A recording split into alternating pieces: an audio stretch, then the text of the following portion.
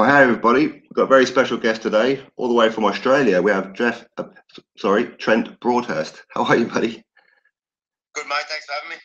No problemo. No problemo. So it's just been recently announced over like the last week or so that you're going to be headlining a matchroom show over in Monte Carlo on the 4th of November. Yeah, that's correct. Yeah. Yeah, and that'll be against Dmitry Bivol for the WBA Light Heavyweight title. Yeah, I believe it's for I know WBA are trying to cut back the amount of titles they've got as of late, but I believe it's for the WBA regular title. So, yeah. Okay, so that'll be the one that Badou Jack had? Correct, yes. Oh, okay, excellent. So that would put you in line for a crack at the super title then? Absolutely, yeah. That'd be fantastic. Massive opportunity for myself, yeah.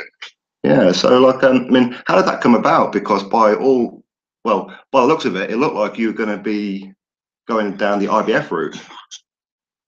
Yeah, I was sitting up pretty high in the IBF now with, Ward retiring. I probably would have, and Colling and Beat Bear fighting for the vacant title, and Scoggin having that loss. I probably would have been offered an elimination fight for the number 1 or number 2 spot with the IBF, but look, I've been sitting around since February not fighting, and for any fighter, that's not the best thing for your career at times.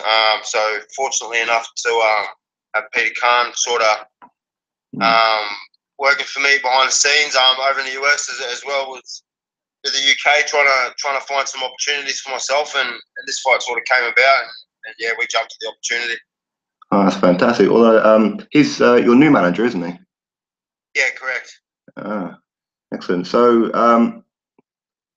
obviously with the likes of like a Jeff Horn winning the WBO against Manny Pacquiao and Lucas Brown with Chagayev, it seems that Australian boxing is slowly but surely on the rise. And does it feel good to be part of that?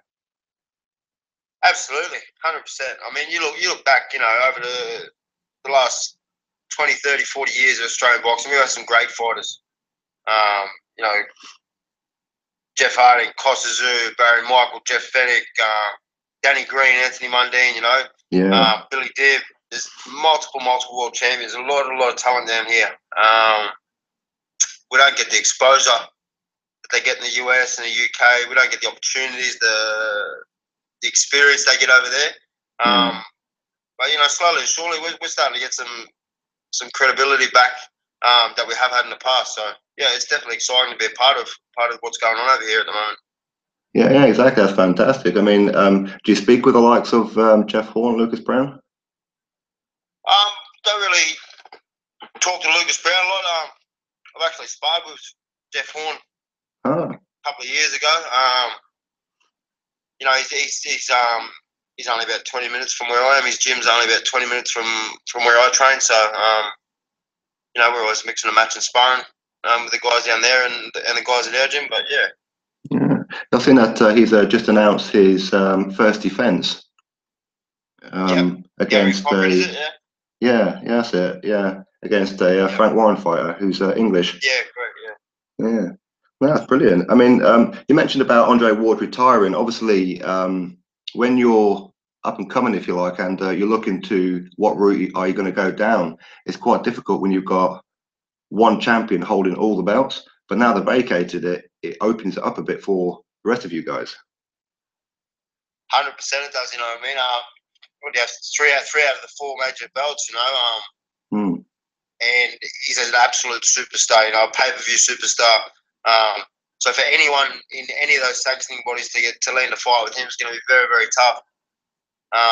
But yeah, as you said, now he's vacated. It's opened up a lot of those divisions, and guys like myself are getting opportunities. You know what I mean? So it's good. And man, he's had a great career. But yeah, I don't think there's a lot left for him to do. You know what I mean? There was nothing left for him to prove. So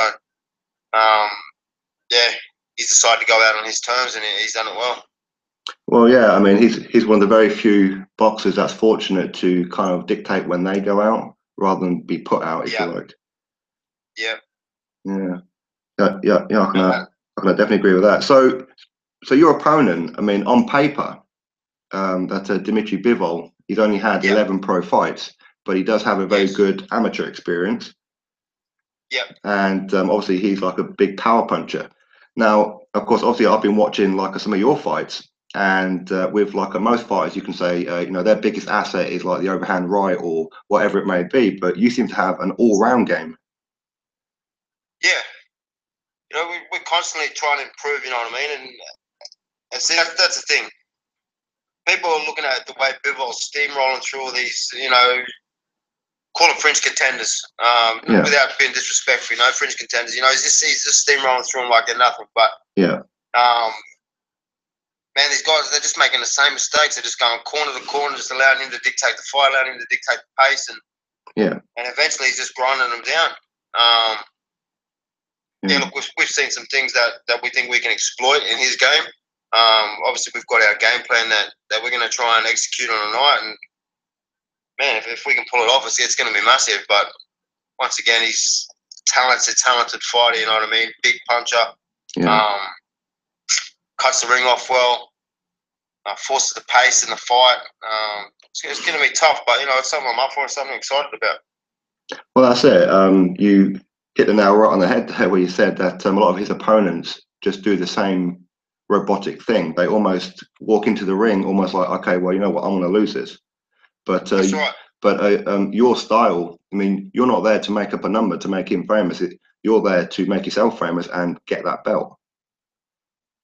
Absolutely, man. I've had 8 weeks notice for this fight. You know, it's not like I've taken this fight on short notice. It's not like I've gone, oh, here's a bit of money, you know what I mean? I'm going to take this fight and get a bit of money, you know. I truly believe I can beat this dude. There's nothing that he does that I don't think I can cope with. You know, he's very active, very, very powerful early on. But, man, like, I had a good amateur career too, you know. I had 112 wins, 9 losses, you know. Wow. 21 as a pro. People are sleeping on me because of the guys I fought. In the pros, not having a name on my record. That don't mean shit, you know? Yeah, absolutely. Yeah, it is what it is, but well, that's it. November 4th, we'll see, yeah. That's the thing, because like I say, with like your fighting style, you're one of those fighters that it seems you can hit your opponent from anywhere and you manage to find your range early on, whereas most fighters, they find it around about round 5, round 6. You're finding it round 2, round 3. Yeah. Again, Bivol's the same, you know what I mean? And that comes from an amateur career. That comes from, you know, a good coach and years of training that way to be able to adapt to any style and adapt as quickly as possible. Because, you know, in amateurs, you don't get the luxury of having 12 rounds. You don't get the luxury of being able to study your opponent. You weigh in for a tournament, you get matched up with someone, you fight them the next day, you've never seen them fight before. You've got to adapt there and then on the spot. So that's where that comes from, I think. Having that amateur background and being able to adapt as quickly as possible in a fight and anything that's happening in a fight.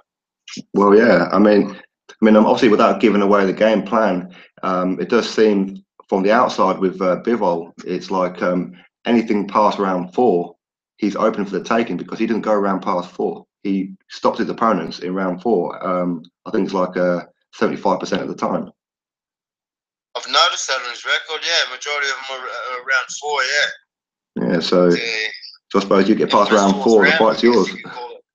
Yeah, exactly. But I mean, he's only had 11 fights, but like I said, he's 9 of those are by stoppage or knockout.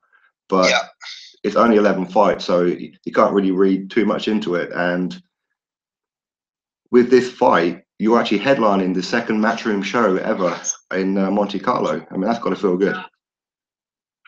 Yeah, well, I didn't know that was the second one ever. The last one was Golovkin and Matthew Macklin, yeah, correct? No, not Matthew Macklin, what's his name? The other bloke. Yeah, I forget who the headliner was, but I know that Luis Ortiz and that was on the card against Malik Scott. Yeah, so this is the second one. Yeah. And obviously Eddie Hearn.